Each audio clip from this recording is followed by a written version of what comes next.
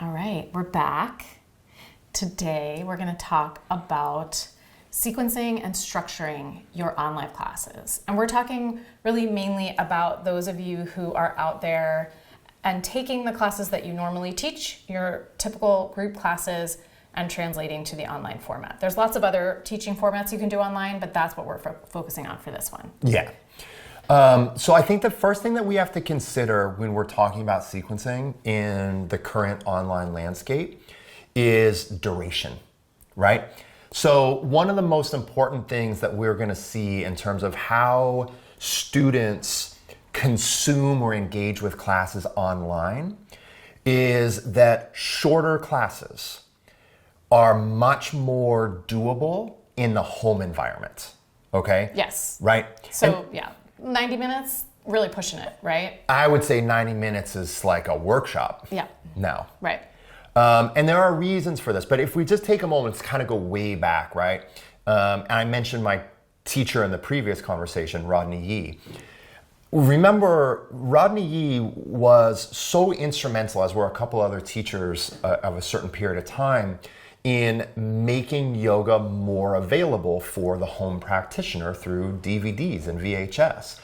And the sweet spot that they found in that world was 20 minutes, right? Or one DVD would have 2 or 3 20-minute things. Yeah, and then you could mix and match. Right? Put it together on some days, not put it together on others. Yeah, and what we were talking about also in that previous episode, so if people haven't watched episode 1, you want to listen to that, right?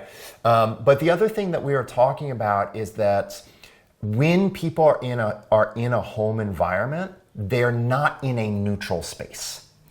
So when you are practicing at home, there are more distractions, right? There's more things that are going to come up. Your kid's going to need something, your phone's going to ring, you're going to be practicing, and then you're going to realize, oh man, my phone is right here, I could check email. Like, there are so many more distractions at home, and that's really why this shorter increment works well. It's also just really hard to maintain your focus when you're not surrounded by other people and their energy doing it with you. I would also say, I think that there are some upsides to being a yoga teacher teaching in this format, but one of the downsides is, as the teacher, you also aren't feeding off that group. Yeah. Right? Yeah. And so what might feel like time, usually when I'm teaching public classes in person, time flies. Like if I had to stand up and just orate for 90 minutes without teaching a class, that is an insane duration, right? But we do it in public classes all the time. So that's the first thing we have to do is realize, let's shorten down that 90 minute to probably 60 minutes. Pretty much every studio that I have seen that is converting classes online has embraced that. Some studios are still doing 75-minute classes, but I think 60 minutes is probably the sweet spot. Yeah, 40, even 45 minutes, I think. You know, I've been doing some classes with a studio in Detroit. I'll give her a little shout out. Naomi Gold at Detroit Yogaland, just because I love her. Totally. And she's trying to keep her studio going, so I'm supporting her. And I'm going to do the first, I haven't done it yet, but the first 45-minute class with her next week. Yeah. And it's like, it sounds perfect. I know that my kid in the middle of her homeschooling day can deal with being without me for 45 minutes. I think we have a culture that feeds on aspiration. And aspiration makes a lot of sales, but we also have to be really practical. We have to be reasonable, and we have to be consistent. So there's no reason to set up some aspirational scenario where I'm going to practice 4 hours a day, and then fall short of it. It's much better to have a more manageable duration and intensity. And then you have time to cook, to make your pastries. Exactly. And to make all your baked goods and have your pound cake. Exactly. And you have time to have that third cup of coffee with your pound cake. Exactly. Yeah. All right, well, let's talk about what teaching themes and postures are really important right now. We started to talk about that a little bit in the last episode. Yeah, at the very end of the last episode, I gave kind of a simple framework, right? Which is, most of us already have a fairly sedentary lifestyle.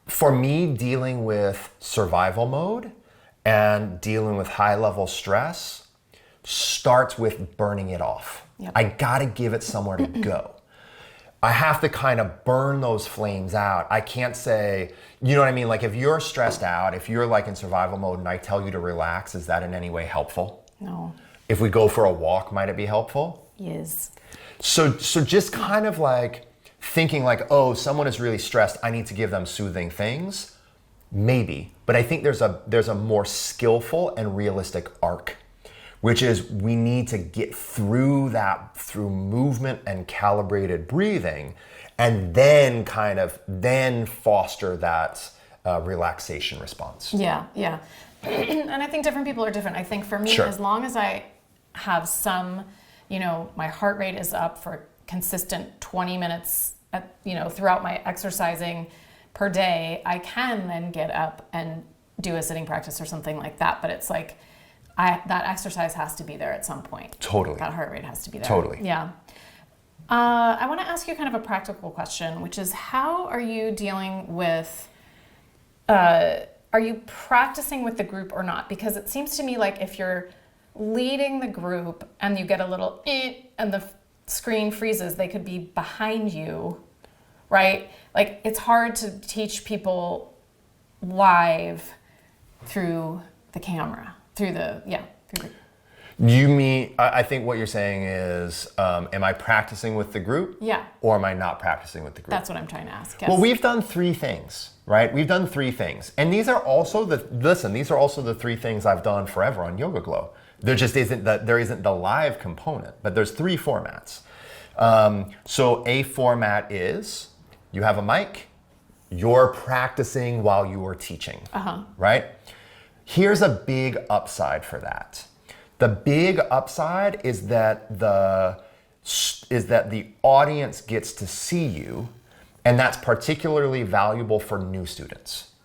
And we're going to talk about this in an episode coming up. There are so many new students right now because the moms are practicing, the dads are practicing. Dude, I cannot tell you how many husbands are practicing so now. nice. Students of mine that are like, my husband has resisted this forever and he's doing has your no class. choice now. He has no It's choice. it's right there. You know what I mean? So when you are visually demonstrating and doing the practice with the group, that's good for new students who are visual learners, okay? However, as a teacher, moving and doing the whole practice while talking the whole time can be hard. Right. Especially if you're teaching a think so. vinyasa-based practice because you're talking a lot, which means you aren't getting long, deep inhalations. Mm-hmm. And it also means you're not getting able to do like structured breathing, right? But that's good for the visual experience. I'll also say for me, I can be sometimes more creative, if you will, in my own practice than I am teaching. And the reason is like in my own practice, I just kind of play around. But then when I go to teach it, I structure it so it's more like a lesson. So my own practice is more like the laboratory. And then the class that I teach is the lesson based on what I learned in the laboratory. Right? So when I'm practicing along with the group, sometimes I put through combinations that are even more casual and is kind of nice. Okay? The other way of doing it is sitting and watching. Right. Which that was what I was trying to describe. Sounds like it might be a little bit awkward. Well, it kind of depends, but I like it because I have these windows. I feel like I'm a producer of a TV show with all these different camera angles. The Truman Show. Yeah, the Truman Show. Oh. Right. Brought to you by the Truman Show. But I kind of like that. Because I can see people and I can see like, hey Matthew, bend that front knee a little bit more, right? So the thing I like about that is that gives me the lens of being a teacher the way I know to be a teacher. Right. Okay, so I'm looking at people through a screen. I'm not looking at people here in the room, but I'm still relating to the people that are in that room. There's a third option that works really well for us and might work for some yoga teachers, which is you happen to have a yoga practice, right? That for me is the easiest, best combination. And it has been so beneficial to me. So to teach Best someone part of that's in the room, shelter in place. right? To teach someone that's in the room, because then I can do both. I don't have the physical stress Right. of doing the practice, but I can watch you, I can listen to your breathing. I can kind of gauge how intense this is. That's another thing, everyone, that's hard right now is it's hard to gauge how intense something is because you don't have that sensory feedback in the room. But if I see you just like starting... When I looked at you the other day and I said, what have I done to deserve this? Yeah, then I know, right? Then I know like, hey, I can back it down a little bit. Like I have that there's that feedback mechanism of you being in the room. Yeah. And then it also feels like I'm teaching a live class, but I can also kind of look at the camera and kind of see what's happening with the group, right? There you go. I'm going to say one more thing, which is this would be a perfect thing. If I know that people can struggle with this once in a while, but if you have a willing beginner at home, and this would be the perfect time for you to be teaching a beginner's class. You know, Yeah. it would be the perfect time. Right. So I think a couple of things to just encapsulate. Do you have more questions? I have one more question, Okay, go which for is, it. what are you doing for Savasana? Short. Okay.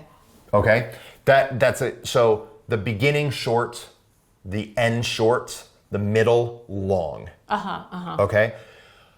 The reason that I'm doing the end short, and I've done the same thing with my other online content over the years. I, as a student, like this is a place where my experience as a teacher is directly related, not just to other people, but to like, I know what it's like to be a student of yoga. I have had a home practice for 2 decades. Like pretty much the entire time I've been a yoga student, I've gone to classes and I've also had a home practice. It has always been difficult for me to do long shavasanas at home. The distractions creep in. And it's also been difficult for me to do seated meditation at home in connection with my asana practice. So when I'm going through phases where I have a more diligent seated practice, it's at a time that's totally separate from my asana practice. This is kind of a long way of saying, I find it difficult. Like I am a very disciplined, long time, self-motivated home practitioner. And I have a hard time taking a long shavasana at home. Mm-hmm. So it's one of these yoga phrases that sometimes seems like is so ethereal, I want to get rid of it, or so vague, I want to get rid of it, but also it works perfectly.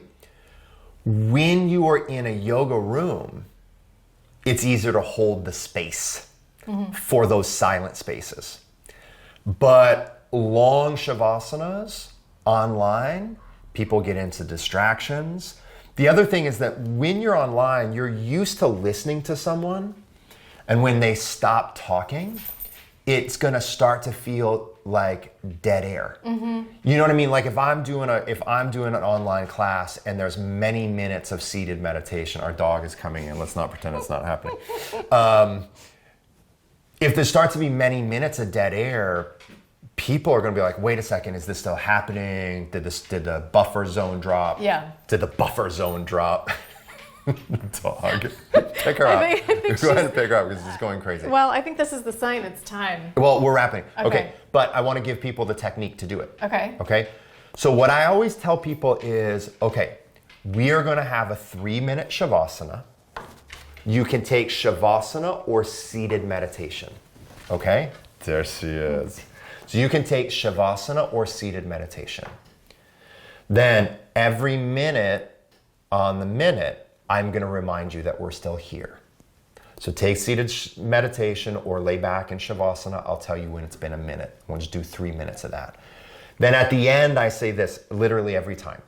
Those of you that are sitting in meditation or reclining in shavasana, feel free to stay where you are. Feel free to ignore me. Those of you that are working within the 60-minute increment, it's time to move on. Let's roll to your right side, so Does forth anybody and so stay? on. Well, I don't know because I end the meeting. Right, but... Yeah, some people have stayed, for Okay, sure. okay. The other thing, just like total anecdotal, I'd say over 50% of the people choose seated meditation. Interesting. I think seated meditation for many people is just a little bit easier in this environment, right? So really quick synopsis in terms of restructuring your sequences: shorter intro, shorter outro, longer period of consistent breath regulation, whole body practices with specific focal points. Those specific focal points are the things that are going to help us address the fact that we're living a much more kind of sedentary work life or living life. And then I'd say the only other thing, just to tease some other conversations that we're going to have later, is right now while we're doing this work at home, I think it's the perfect time to start to plan out curriculums more. Yeah. And because we probably have a little bit more time in one place. So we're going to talk about the idea of developing more of a 3-month curriculum and kind of, as a yoga teacher, thinking about sequencing in a longer term Right. And what are way. other options besides just the daily, replacing your daily classes? What are some other options so you can bring in some more income? Yeah. Hopefully, because we want you all to be thriving and doing well. Yeah. We really do. Yeah. So I would be so curious to know if people are watching their classes or doing the yoga with their students or using a family member to help you. You can put it in the comments if you're watching on YouTube. You can follow us on Instagram if you are listening to the podcast in your usual spot. And we will see you tomorrow. Sounds good.